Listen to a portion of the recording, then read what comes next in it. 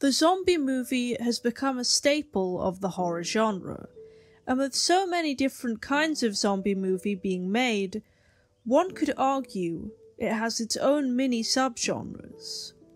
The contemporary idea of a zombie started off with George A. Romero's revolutionary 1968 film Night of the Living Dead, said film being loosely based on the 1954 novel I Am Legend.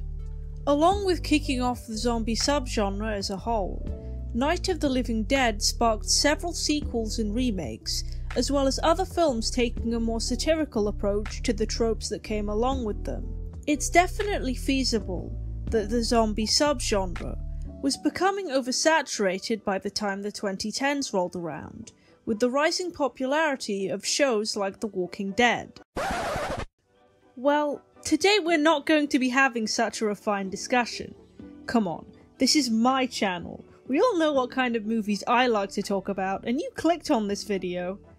Instead, today we're going to be talking about a movie focusing around zombie beavers.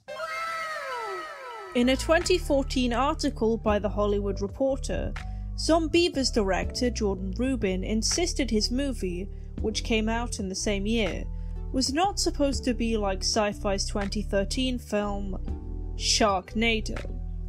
Why does that film keep coming up as a point of reference in my videos lately?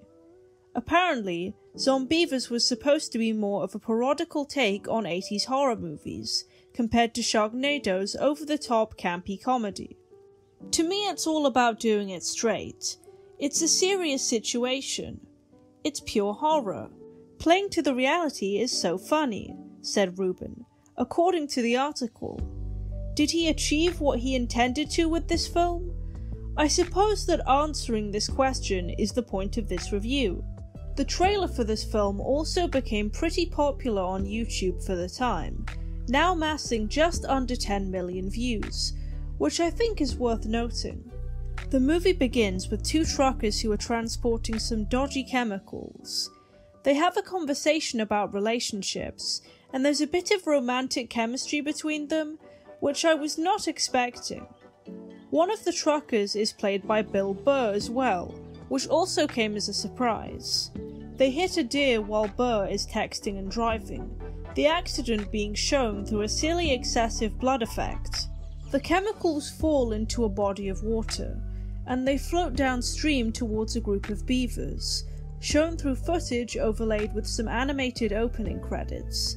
This is a nice change from the usual shitty stock footage that I see in low-budget creature features, and I think the animation style is cute. It's also nice that we get to see why the beavers are mutated, rather than it just being explained later. We then see this girl, Jen, crying in a petrol station bathroom because her boyfriend Sam cheated on her. Her friends, Mary and Zoe, argue about whether this is acceptable to joke about while they journey to a cabin for a boy-free weekend. And this is just typical mindless horror movie teenage chatter. You're not really supposed to care about what they have to say here.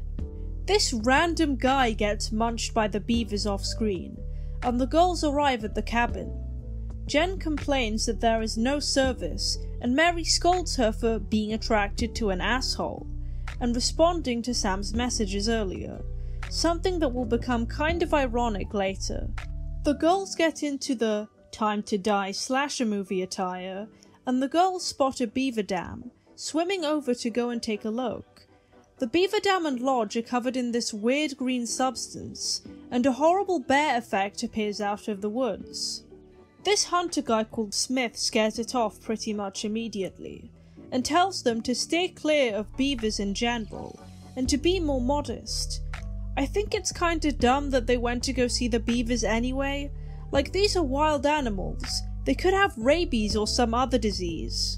That night, the girls play games like Would You Rather or Truth or Dare, and ask some really inappropriate questions. How immature is that? Some creepy POV shots are intercut with their game, and after some banging noises, they go to investigate, but it just turns out to be their boyfriends, Buck, Tommy and Sam. I saw this coming, to be honest. Boy-free weekend, boyfriends interrupt, come on, this was inevitable. Jen agrees to let them all stay, including Sam, and the couple argue, she beats him up a bit, and then goes to take a shower. Can't say I feel bad for the guy. While she's in the bathroom, she's attacked by a Zombeaver.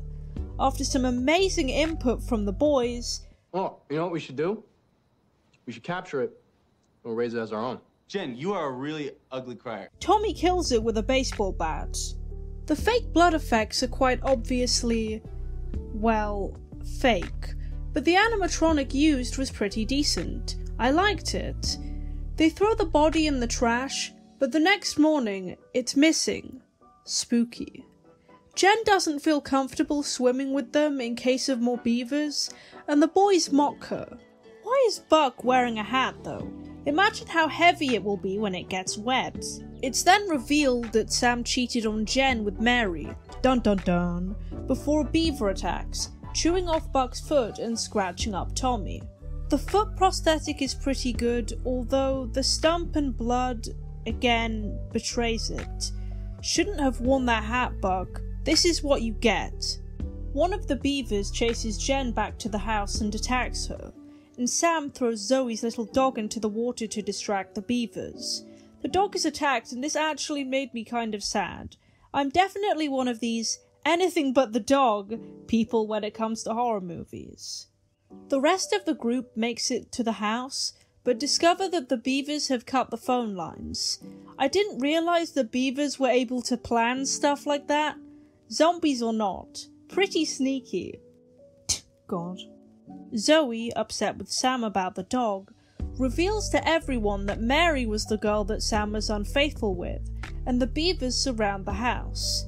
Tommy, Buck, and Zoe leave in their car to get help, but the beavers begin gnawing down trees. When Tommy leaves on foot, he just so happens to be crushed by another tree off screen, although the body is shown a few seconds later. Smith saves Buck and Zoe, but they can't enter the house as it has been boarded up. Smith explains that the beavers have been infected by the Giada parasite in the past, something that gives humans the shits in real life. They also get a very ironic radio broadcast on their journey. This just in. If you are receiving this broadcast, barricade your doors and windows and do not leave your home. Unless you want the deal of the century. Come on down here, Ashwood to you. Damn radio. The trio go to the neighbour's house, but find that the beavers manage to get there before them. Meanwhile, Jen succumbs to her wounds and begins turning into a zombie beaver girl thing? She attacks Mary, and the effects of her turning are actually surprisingly good and very gross. She drools a bit on Mary, but Sam fights her off, and the two end up locking themselves in the bathroom. In the neighbour's house, Buck turns into a zombie, and it's about damn time. He's had that foot wound basically this whole damn movie up until this point. He brutalizes Smith like he's Windows in The Thing, and Zoe escapes by defenestrating herself, Texas Chainsaw style. Mary and Sam then remove their clothes to check each other for scratches, and you can see where this is going. I mean, these guys really are scummy. There's a time and a place. Jen interrupts this, thankfully, and penectomizes Sam. It's super disgusting. Zoe arrives just in time to save Mary, but the girls are attacked by the beavers and a bunch of zombie-turned characters that appeared earlier in the film. As she has blood on her thanks to jumping out of the window, Mary worries that Zoe was bitten and holds her at gunpoint, but ironically, turns into one right then, and Zoe chops her up with an axe. As Zoe limps down the road, the truckers from earlier appear, Bill Burr texting and driving again.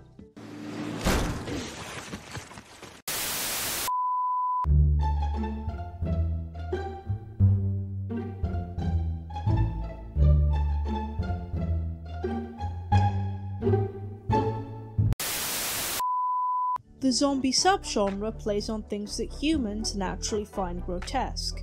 Corpses, gore, and cannibalism all being things that people find repulsive. Combining all three is a guaranteed way to get a scare out of an audience watching a horror movie. Using these same concepts and subverting our expectations is an equally effective way of getting laughs. I was pleased that the characters eventually became zombie beaver human hybrids, as I grew concerned that such wouldn't be the case as the film went on. Characters turning and the like has always been a part of the genre. The practical effects were also about what I was expecting. They definitely weren't disappointing. B-movies from the 80s definitely do tend to have quite a bit of nudity in them, I assume as an attempt to make up for a low budget and clumsy writing. So I suppose the nudity that featured in this movie was fitting for what it was trying to achieve. The humour of this movie in general is clearly meant to be very tongue-in-cheek. The moments of irony I pointed out, visuals in the scene where Buck turns into a zombie, and the full circle beginning and ending with the truckers. Even characters like Smith, who is the typical macho horror movie hero, and Zoe, the final girl, are taken down by the end credits. It's also implied that the Beavers go after the girls for being promiscuous, with all that talk from Smith about covering up. That's why she always outsmarted the killer in the big chase scene at the end. Only virgins can do that. Don't you know the rules? What rules? You don't... I think that the movie could have gone even further with this, and it was a bit disappointing in that regard. Weird bit of trivia, but the guy who voiced the Zombeavers also happened to do the voice work for Marvel, like the Hulk and stuff. Small acting world, as I say. Well, that's all for this video. Be sure to follow me on social media as they are all linked in my description box. Don't forget to like and subscribe, and as always, thanks for watching. The blue and green ones are my favorite kind, but I'll eat the colored ones from time to time, 'cause polos is life, polos is life, polos is life, polos is life, polos is life, polos is life. Sleep all night.